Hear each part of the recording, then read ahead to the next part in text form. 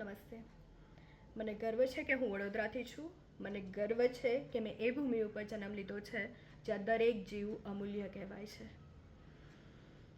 18 જાન્યુઆરી, કેમ ભૂલાય આ તારીખ, એ વર્ષ અને એ પલ. પૂછવો છે પ્રશ્ન આ વડોદરા મ્યુનિસિપલ કોર્પોરેશનના પદાધિકારીઓને, હોદ્દેદારોને અને જવાબદાર વ્યક્તિઓને. વર્ષ થઈ ગયું, ક્યાં છે ન્યાય? ક્યારે મળશે સજા? છે કોઈ જવાબ? બહુ દિલાસા આપી દીધા તમે, બહુ જ. આજે એક વડોદરાવાસી તરીકે કાળજામાં ઘા વાગ્યો છે. અમે તમને મત આપીએ છીએ. એ ખાલી મત નથી હોતો, એ દરેક વડોદરાવાસીનો વિશ્વાસ હોય છે તમારી ઉપર, જે 2024માં તમે સંપૂર્ણ રીતે વિશ્વામિત્રીના પાણીની સાથે પાણી ફરાવી દીધું છે. એક વર્ષ તમે આ જે ગાડીમાં ફરો છો કોર્પોરેશનની, એ શું ખાલી તમને એ જોવા માટે આપી છે કે બધી લાઇટો બરાબર છે કે નહીં, કે જ્યારે વડોદરામાં અતિથિ વિશેષ આવવાના હોય એમનું મન રીઝવવાનું હોય તો બધી વ્યવસ્થા બરાબર છે કે નહીં, શું એ જ જોવા એ ગાડીમાં બેસીને નીકળો છો શહેરમાં? ક્યારે નિરીક્ષણ કર્યું છે જ્યાં જરૂરી છે?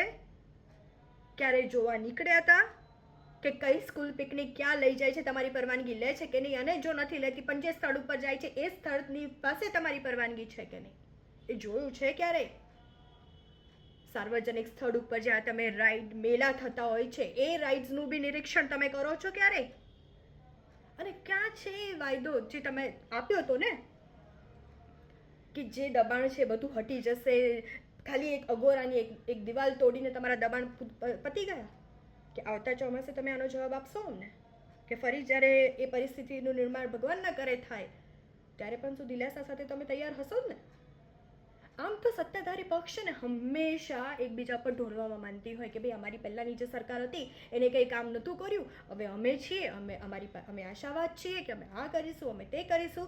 તો આ જે હરણી બોટકાંડ થયો તો ત્યારે જે પરવાનગીઓ થઈ હતી આગળના હોદ્દેદારો થ્રુ થઈ હોય તો તમે શું કર્યું? કાર્યવાહીને તમે વર્ષ આપશો? એ પરિવાર માટે તો એ એમનું એક કુળદીપક હતું. અરે ભાઈ, બીજું કંઈ નહીં તો થોડી માનવતા તો રાખો અને ન્યાયની દ્રષ્ટિએ તો કરો. જ્યારે હાઈકોર્ટ તમને ટકોર કરે ત્યારે તમારા પેટના પાણી હલે છે. શું તમે જવાબદાર નથી વડોદરાવાસીઓને? એક પ્રશ્ન છે, અગણિત પ્રશ્ન છે, પણ તમારી પાસે તમારી ઘસાયેલી એક જ ટેપ છે જે ખાલી ને ખાલી એવા દિલાસા આપી રહી છે જે મને માનવા તૈયાર નથી કે આ દિલાસો કેમ માનવું. બક્ષી દો હવે. 2024માં તમે અમને વડોદરાવાસીઓને ઘણા દુઃખ આપી દીધા. પછી હરણી બોટકાંડ હોય, એ વિશ્વામિત્રીનું પૂર હોય, કે પછી રાઈડમાં બિચારા છોકરાઓ જેમને હજી જિંદગી જોવાની બાકી છે એ તો વિચાર કરો તમે. એક બહુ સારું ભજન હતું, વૈષ્ણવજન તો તેને રે કહીએ જે પીડ પરાઈ જાણે રે. સમજો.